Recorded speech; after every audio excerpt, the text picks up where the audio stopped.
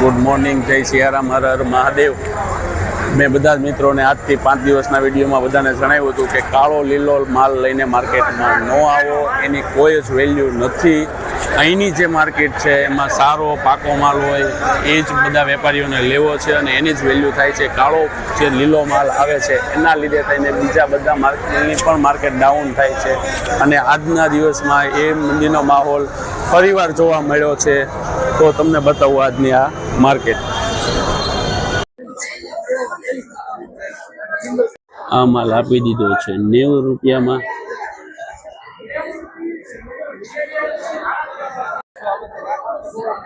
આ માલ આપી દીધો છે 95 રૂપિયામાં। આ માલ આપ્યો છે 97 રૂપિયામાં। લીલો માલ છે, બધા ખેડૂતને કહું છું કે આવો લીલો કાળો માલ ન ઉતારો। આ વધારે પડતો છે લીલો માલ ઉતાર્યો છે, એના મતલબમાં 91 રૂપિયામાં ગયો છે આ વકલ। હેલો મિત્રો, જો આ જે વકલ છે 105 રૂપિયા આપેલો છે, 105 રૂપિયા। હેલો મિત્રો, તો જોઈએ આપણે આ લીંબુના ભાવ છે 115 રૂપિયામાં વકલ ગયો છે। મારું નામ ઋષિરાજસિંહ ચુડાસમા છે। આજે બજારમાં મંદી રહી છે, કાલ કરતા 10 થી 15 રૂપિયા બજારમાં ડીમ હતા। આજે સારા લીંબુના 115 થી 20 રૂપિયામાં આજે વેચાણ થયેલ છે।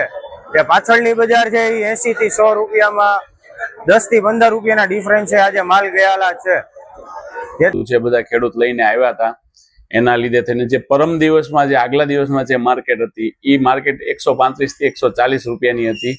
ગઈકાલે જે માર્કેટ ગઈ છે તે 115 થી 130 રૂપિયાની માર્કેટ હતી। પણ આજે જે ખેડૂત મિત્રો જે કાચા કાળું લીલું કહેવાય એવું લીંબુ જે લઈને આવ્યા છે એના લીધે થઈને માર્કેટ લાસ્ટમાં છેલ્લે 70 રૂપિયા સુધી જતી રહી છે।